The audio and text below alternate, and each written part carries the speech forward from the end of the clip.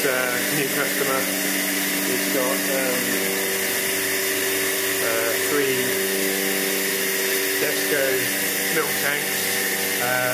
2 of them were new in 1972. This one here.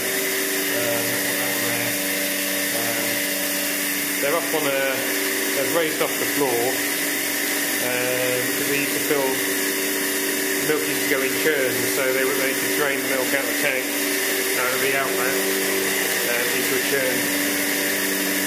So we've got 2 of these to look, well, 3 to look at really.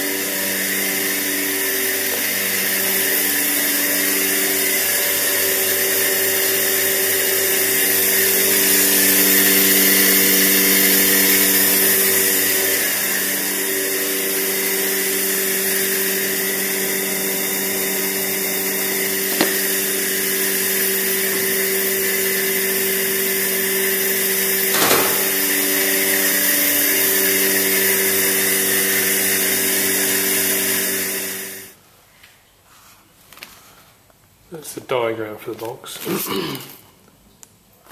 both sides. That relay does the milk cooling. That one is, I think, the pulse relay, and that's the refrigeration relay. And you've got a little timer. Every 20 minutes it checks to see if it's made enough ice. That's the pulse relay. We'll need to push this down on the top, which is, we need to put this on.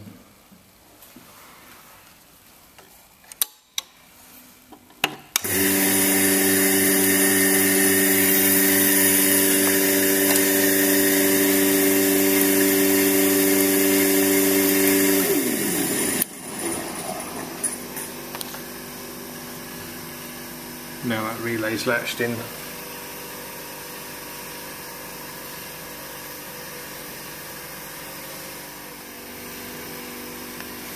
This is the Economy 7 ice making box. That's the timer, ice bank control, or relay, and they've picked this supply up for this off of this 3-phase supply here, off of the blue phase, and they've linked this into this box here.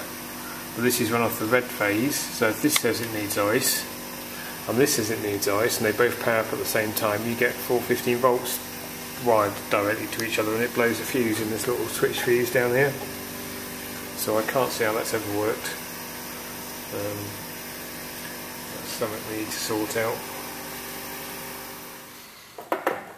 It's a 40-year-old switch fuse made by MEM, 20 amp rewirable fuses. It's got some packing in there. It's supposed to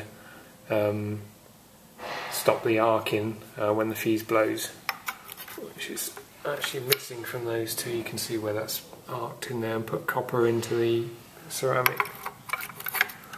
Got your 3 phases in at the bottom. These are little knife blades that switch, and your neutrals at the top here.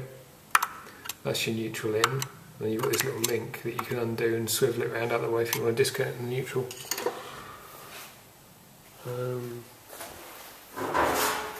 That's the lid. Hinges are a bit dodgy on it, so the lid comes off.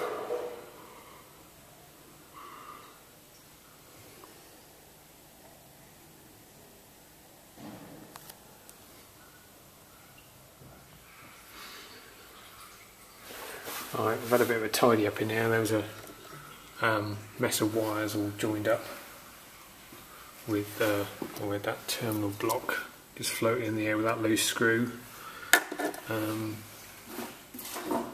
Little bits and pieces like this. So we've just tidied it all up, which I don't know why they didn't do that in the first place. Really, it wasn't any probably easier than using all these little terminal blocks and everything. There you go. We don't need those relays anymore. We've bypassed that. Got a label on there telling them not to put relays in there. We've picked up a live feed from that switch instead of that box there where it was coming off the wrong phase.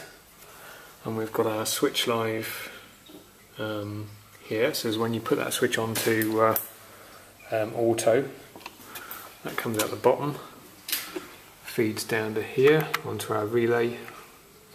If the ice bank control and the time clock say it's okay for the relay to pull in, it will pull in and then put power on that red wire which comes up to here, which tells the compressor to come on and make ice.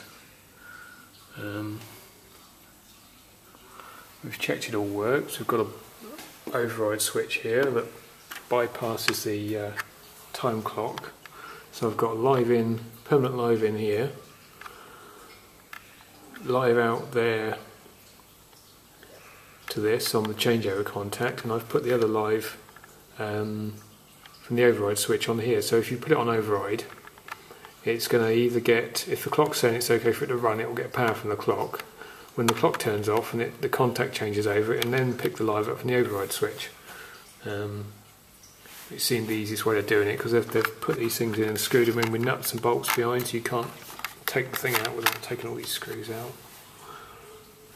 But we've got that working, because the way it was before, that clock bypassed everything, so if you put that on override it would just freeze up solid. So that's that done. No matter what this is doing, if you put this switch on here on the manual, it'll run the compressor, so they can, if this all goes wrong, they can still get it running manually. So that's about it really. It's got a couple of other ones to look at as well.